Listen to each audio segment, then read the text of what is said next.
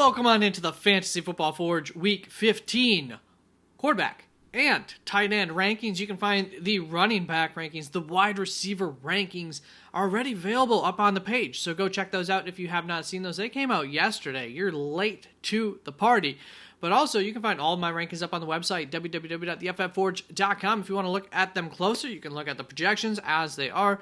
You can also look at the rankings like this, just, a little less cluttered of a view at the bottom of the page on the website. You can see the same option that you can click on.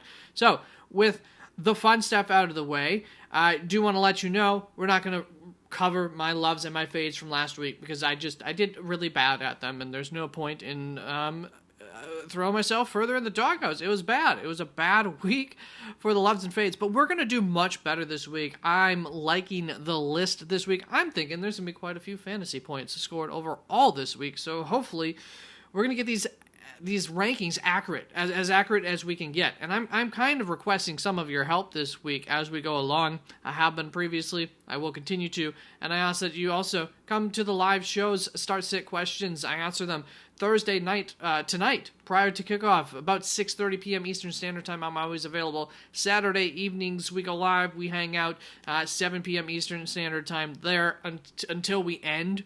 And then prior to game time, 2.5 to 3 hours prior to game time Sunday mornings also. So with that out of the way, let's just get on to this first tier rankings. These are the must-starts. I went a little low, but that's okay. My quarterbacks 1 through 5, I can't seem to get that to go up anymore. Starts with Lamar Jackson, followed by Josh Allen, Jaden Daniels, Joe Burrow, and Jalen Hurts. You're playing these guys, okay? They're in the must-start tier. Just like last week, Jalen Hurts was in the must-start tier.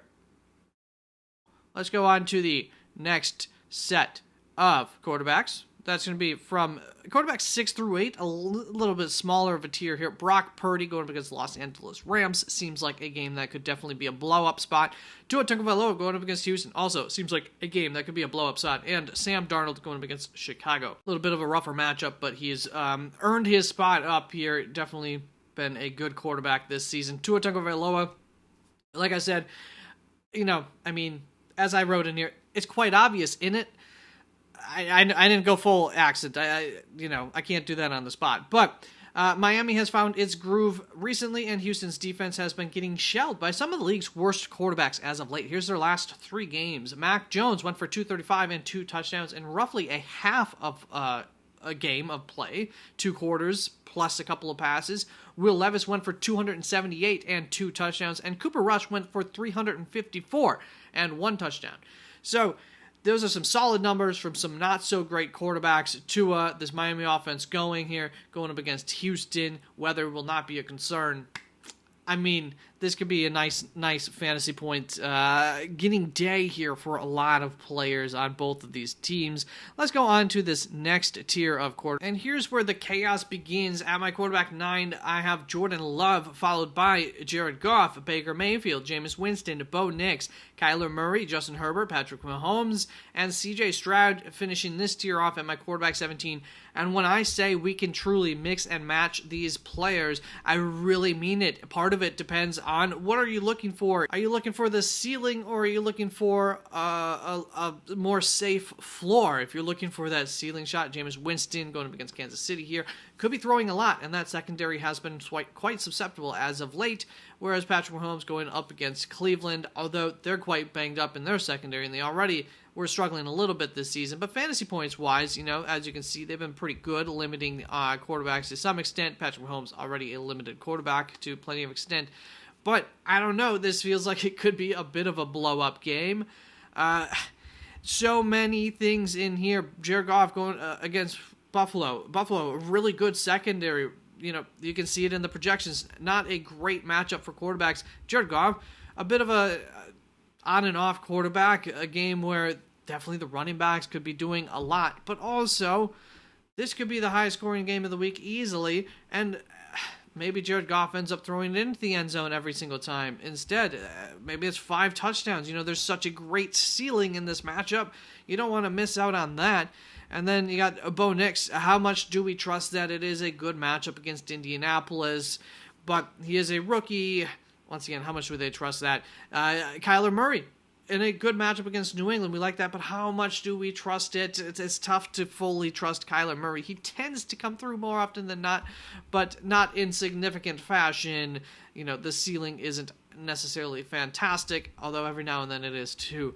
And he does bring you that rushing upside. He can, at any point in time, get you 50 rushing yards and a touchdown, 11 points in one play. It's tough to say. And at the top of this list, I have Jordan Love going up against Seattle in a game where really I'm kind of nervous for Green Bay against Seattle. The betting crowd seems to be that way too. The betting line, the over-under, has gone down this week. Same with the line, 2.5 from 3.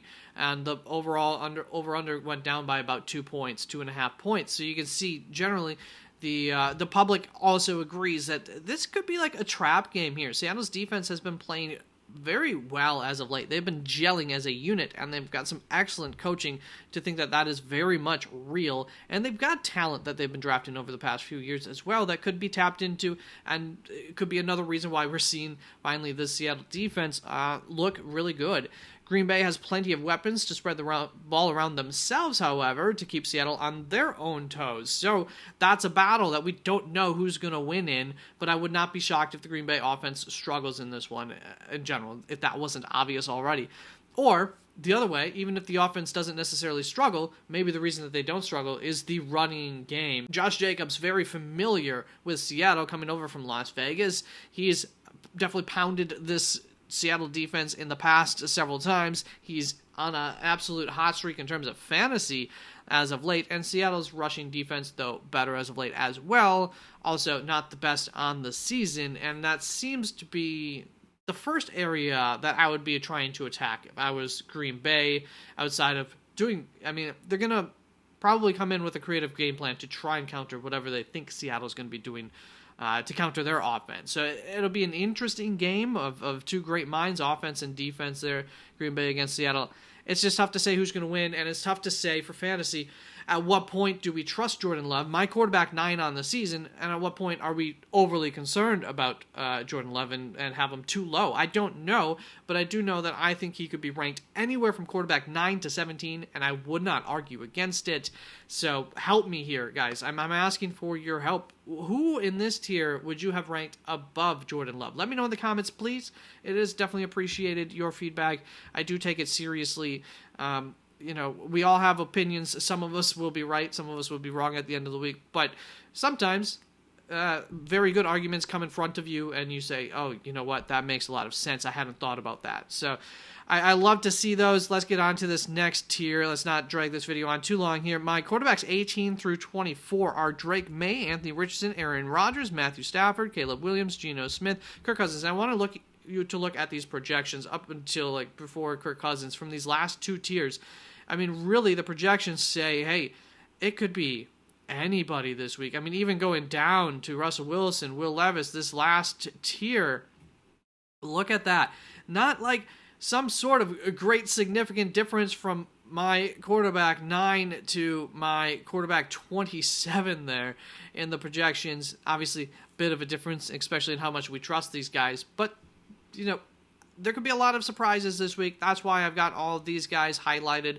You look at these matchups in this tier. Drake May going up against Arizona. Arizona's been playing well for the most part as of late, but obviously we know that they can be had.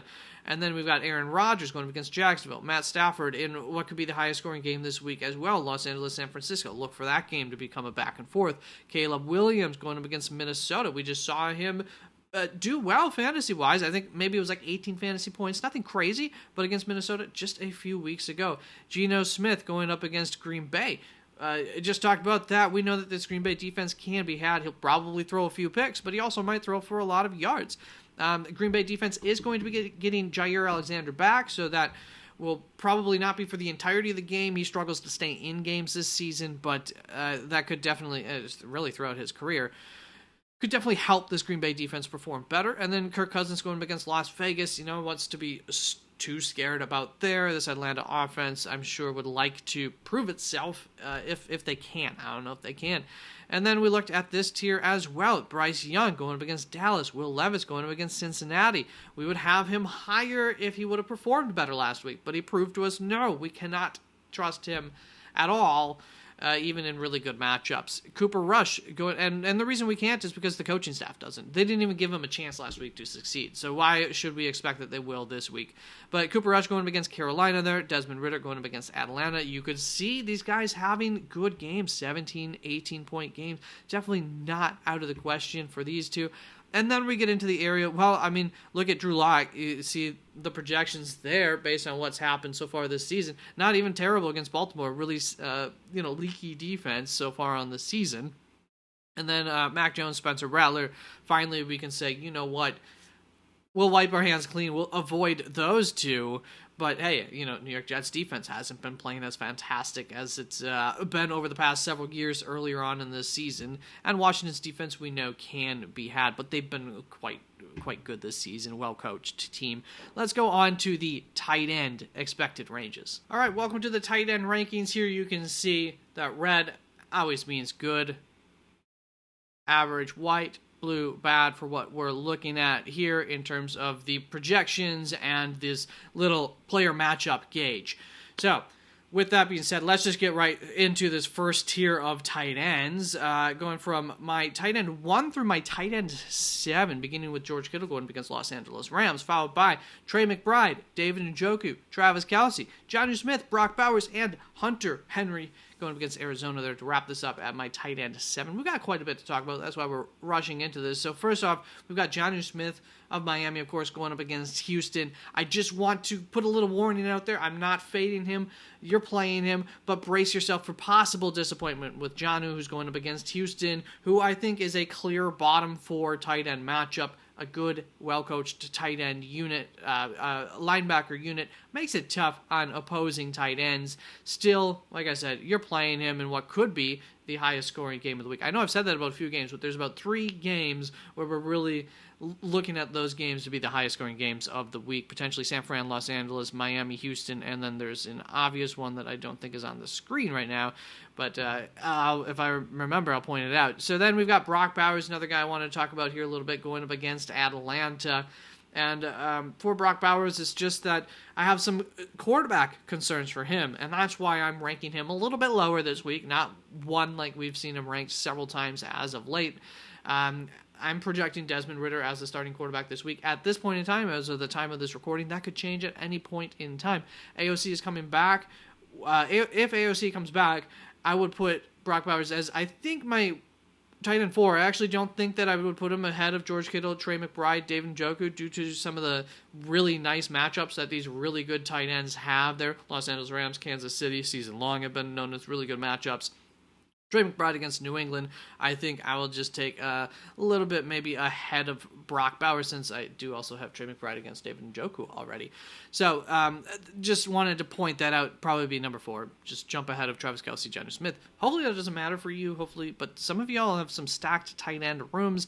And then we've got my first love of the week in Hunter Henry. And I went through for these projections, and I updated them. I adjusted them for just the games where Drake May has been the quarterback of New England, and Drake May has been smart enough to realize who his best receiver is on this team, and it's Hunter Henry. And just look how well he projects there with the second, third, fourth highest floor there of the top 7, and a solid, not even the lowest ceiling, actually looking a little better than Jonnu Smith's ceiling this week going up against Houston.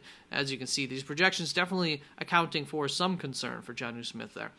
But what I do want to say is even more fascinating, because I screwed up for some reason, and I initially adjusted Jonnu Smith's rankings for when Drake May has been at quarterback, and I tell you what, that's one hell of a connection that does not work, but it's one of those stats that's fun to hear. Jonnu Smith projected better than everybody in games where Drake May has been the quarterback of New England. Of course, Jonnu Smith, tight end of Miami. So if you can figure out a good reason for that, let's attack that, right? That will bring us on to this second tier of tight ends, which begins with Mark Andrews going against the New York Giants as my tight end 8, followed by TJ Hockenson, Sam Laporta, and Tucker Kraft. Some very familiar names we have hold in some pretty high regard here in this second tier. You're probably playing these guys, and for Mark Andrews, I started writing. It's been a great run for some time now for Mark Andrews. He's basically back in our good graces. However, the New York Giants have been good against, and then a light bulb went off in my head. I started to write him as a potential fade this week. That's where I was going. And then I said, wait a minute. We've been here before, especially over the last 2 or 3 weeks. I think it's 3-4 weeks ago. I did a little expose on the New York Giants tight end defense. We don't actually believe that they're a bad matchup despite the numbers. In fact, I would have been more bold about Juwan Johnson, who ends up having a good week last week, if it wasn't for at least just a little bit of concern because of the numbers in that matchup. Juwan Johnson ends up going 4 of 5 for 50 yards and a touchdown, so doesn't get targeted too much, but very efficient on those targets, receptions-wise and yards-wise, and comes out away with a touchdown there. So, Mark Andrews, I mean, that's kind of what we're looking for in a game where Baltimore could definitely find themselves in the red zone a lot. This New York Giants defense has really fallen apart as of late. Other than that, not too much to talk about here. Tucker Kraft, actually, in a really good match against Seattle, could have been a start candidate here if it wasn't for Hunter Henry, for sure. A love candidate. Which, if you know, I've been very weary on Tucker Kraft, but this matchup is something where Green Bay could actually attack that area of the field against Seattle on purpose, game plan wise. That's going to bring us on to this next tier, which goes from my tight end 12 down to my tight end 16. And in this tier, we see Jake Ferguson at the top, followed by Evan Ingram, Zach Ertz, Cade Otton, and Dalton Kincaid to wrap this tier up. Dalton Kincaid is my fade of the week. You can see once again, the projections are still pretty solid in this tier. A lot of fantasy points potentially out there this week to be had. Who ends up with all of them, we don't know for sure yet. But Jake Ferguson against Carolina, Evan Ingram against New York Jets. Not really a great matchup here for Evan Ingram. That's why I'm a little bit lower on him yet again this week from his production. But that floor continues to exist because he does continue to get targeted, at least at a high rate. And then Zach Ertz just going to edge him over Cade Otton. Cade Otton hasn't quite come through with us. I'm not deathly afraid to start Cade Otton, but also, it hasn't been the best. Dalton Kincaid, we are actually afraid of. I would have had him ranked higher, but this is not a great matchup. Detroit has a good linebacker room, despite even some injuries in there, and that could make things difficult for Dalton Kincaid. Of course, Buffalo-Detroit, one of those matchups where we think that this could be the highest scoring game of the week. So we also want in on that offense to some extent, and you might be anxious to get Dalton Kincaid out there, but what I'm saying is that Detroit not only is for sure a bottom 4 defense, along with Houston, Philadelphia, Detroit, and San Francisco is the other team I would say are all 4 very tough tight end units. Well, like I said, we see Detroit in there, and I would even argue that Detroit's one of the bottom 2 out of those 4. So, not a great situation if Dalton Kincaid comes back. Then we've got our next tier of tight ends going from my tight end 17 all the way down to 27 there with Noah Fant. This is Pat Freiermuth, Juwan Johnson, Kyle Pitts, Dalton Schultz, Cole Kmet, Grant Calcaterra, Noah Gray, Isaiah Likely, Mike Gesicki, Tavian Sanders, Noah Fant. All names that I think we understand why they're ranked where they're at, and also could see the potential upside in them. As terms of Pat Freiermuth, we are concerned about that. Philadelphia, did I mention them? Yeah, Houston and Philadelphia. I think I said that one of the bottom 4 tight end matchups, in large part because they have a very good linebacker group. And that's why I do believe that the stats represent the reality here for Pat Freiermuth being in a very, very tough matchup against Philadelphia in a situation that I already didn't fully trust. I know he's been good as of late. I'm really not trying to chase those last 2 weeks of points, though, against Philadelphia. And then Juwan Johnson, I would be much higher up on, as in I would have him at least up ahead as my tight end 16, up ahead of Dalton Kincaid, if it wasn't for the fact that he's probably going to have Spencer Rattler in that quarterback. If that changes, I will get more bold on Juwan Johnson. So maybe don't drop him yet if you're otherwise going to have to play a guy like Noah Gray or something. Just wait. Well, either way, I guess I would rather have Juwan Johnson. And if you're holding on to Dalton Kincaid as well as Juwan Johnson, if you have those two, just hold off a little bit before dropping Juwan Johnson if you can. And then we've got Chigozie McConkwo, Tyler Conklin here as like the do not play tight ends that I still ranked, and Dawson Knox is projected to come in if Dalton Kincaid does not play this week. We'll just get that asterisk on him. But look for potential return for Dalton Kincaid this week. There you go. Those are the tight ends. Those were the quarterbacks. Thank you so very much. I hope to see you when I go live this week for all of the start-sit types of questions. You can also ask those questions in the comments, and I'll try to get to them throughout the day today. But yes, or tomorrow. That's it, or Saturday. Have a wonderful day. I love you all. I appreciate you all. You're the best.